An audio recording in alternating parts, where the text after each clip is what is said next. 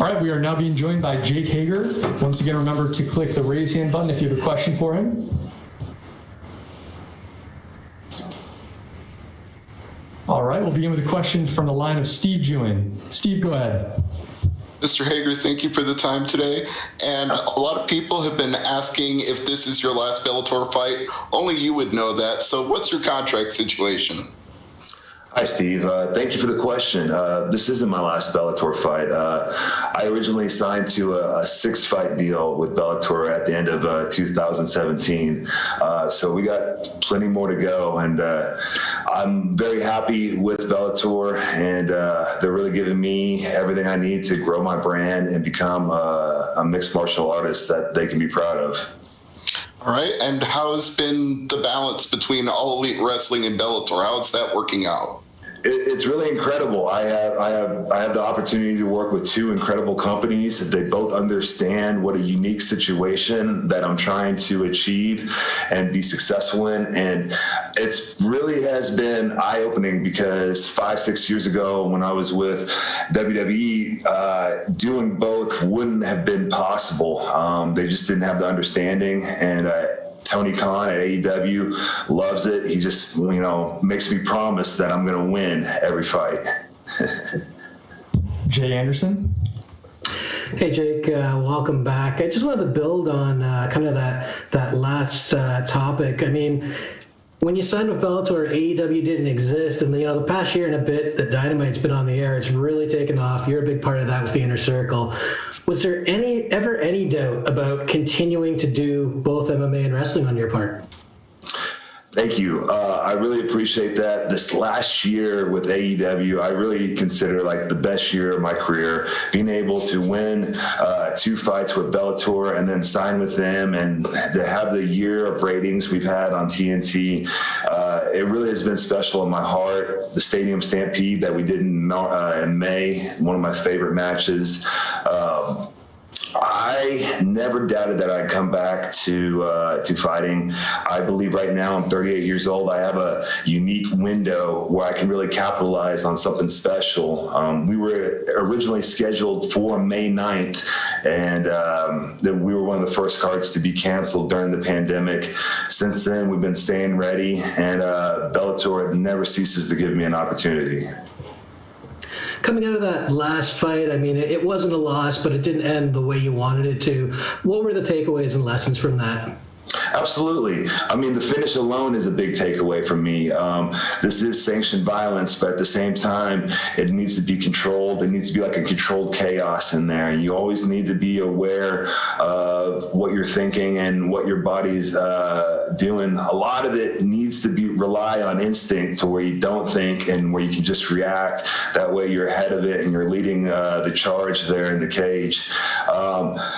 I was personally upset about it afterwards, but at this point, it is what it is. Definitely a lesson learned, and definitely improved on the areas that have cost me. Giancarlo? Hi, Jake. You brought up there about being in AEW and them understanding your passion for MMA.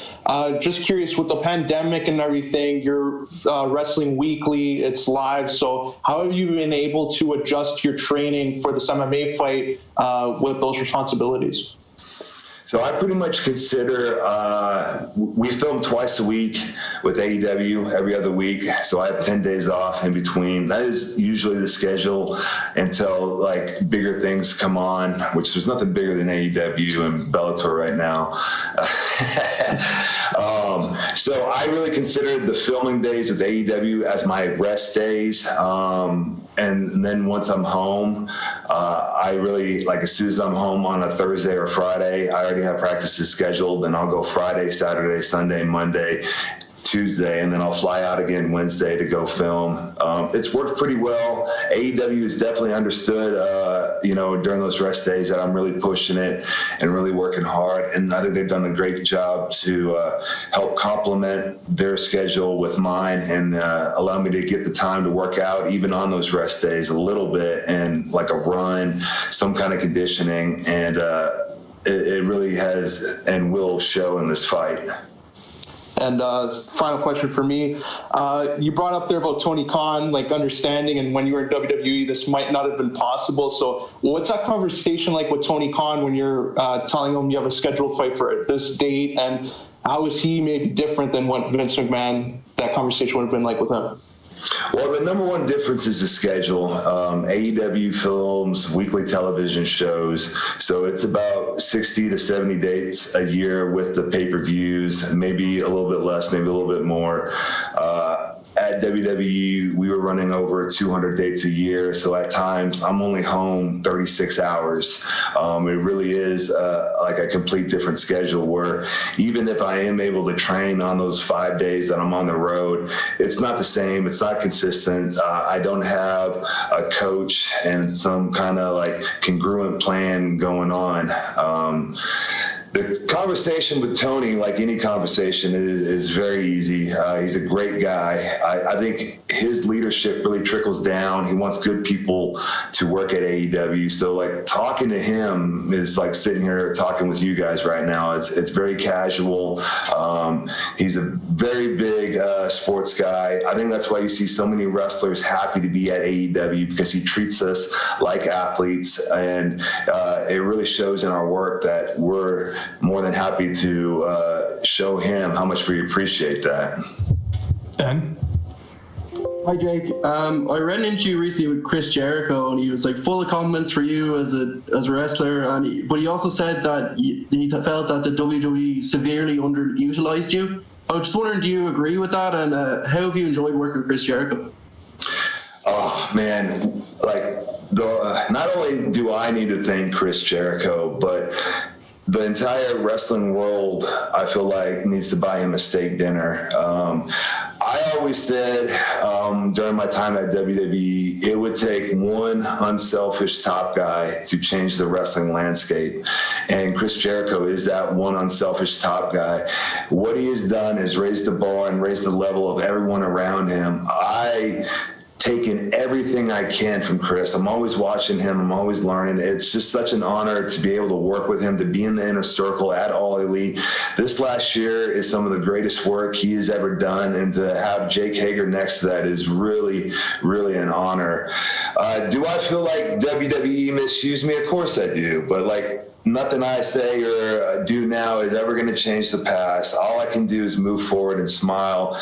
And sometimes that's difficult, but you know, when you're winning, it's not difficult at all. It's easy not to be, upset or still brittle about stuff that has happened.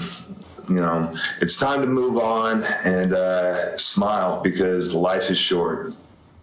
And you've been wrestling without a crowd at AEW due to the pandemic. I'm just wondering, a big part of wrestling is the performance and how the crowd reacts. So I'm just wondering, how do you gauge your success as a wrestler without a crowd? And your next fight now, Bellator, will be without a crowd as well. So how do you think that'll impact your fight? Yeah, it's definitely been a new experience wrestling without a crowd. I'm very eager to see how it is going to be this Thursday at Bellator 250, fighting without a crowd. I think it's definitely more necessary with pro wrestling to have an audience, because they are part of the show, and it is show business that we're doing with pro wrestling, and we need them to react and, like you said, tell us who they like and who they don't like. And you know, for the most part, you usually have a good feel for those types of things. The only thing you have to worry about is when no one's reacting, and that's time to move on to the next idea. I'm really excited to go in there with this Thursday night for Bellator 250 and fight without a crowd, because, you know, I'm still very new to the sport, and any less distraction for me is warranted. It never really bothers me because I have so much experience on live television, but I look forward to not having the crowd this week. Donald? Hey, Jake. I know that you are, you're not super loud about it and talking about it all the time like some fighters are, but you're a Trump guy, and obviously you said you wanted to be 3-0 before he was re-elected. Looks like that's exactly what's going to happen for you. Are you excited for next week, and do you think he's gonna win that election? I love Donald Trump simply because he loves America. He loves the American people. He wants my children to have freedom. He wants my children's children to have freedom.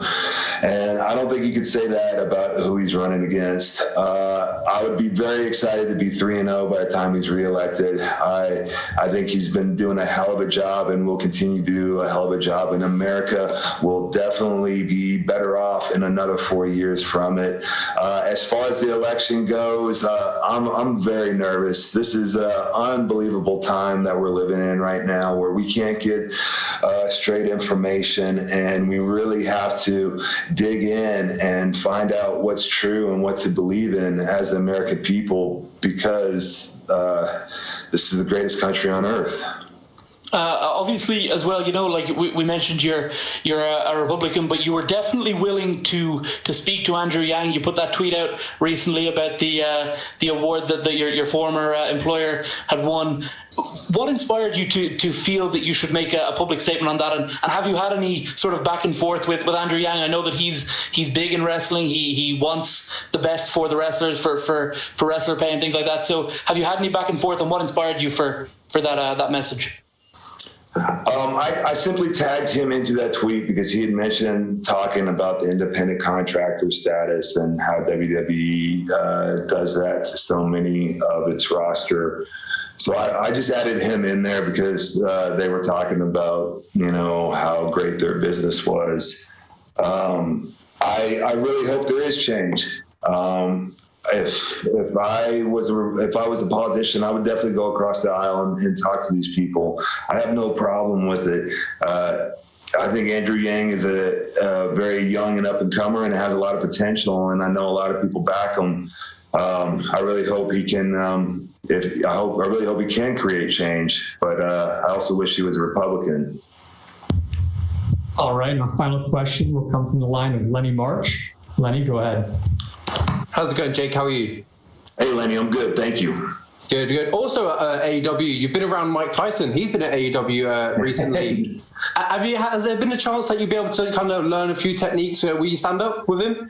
So right before that segment happened, we were backstage, during a commercial break, and we're about to go out, and Tyson comes through with his posse, and Rashad Evans was there, Henry Cejudo was there, and so we're just sitting there, talking trash to each other because we're all three, wrestlers, and I was begging Henry to try and low level me in front of the boys so I could take him down. He wouldn't do it, and then Mike came up and he gave me the biggest hug and he squeezed the life out of me. It was a pretty cool moment. And he said, "No problem," and just walked away like I was this big fan. We had a good laugh about it. That's such a cool story. So we'll move on to what someone said earlier. With the contract, you have a 6-fight contract. You're 3 fights deep into the Bellator, and you've got 2 fights left after this. I mean, are you going to re-sign with Bellator, or are you going to leave it as a one contract and done? I'm not really focused on that right now. I'm focused on getting better as a professional, as a mixed martial artist. I love Bellator. They have been nothing but great for me. You see their roster expanding daily. You see the fights they're putting on are huge, and it's really cool to be part of a growing company. As for the eyes can see, I believe Bellator.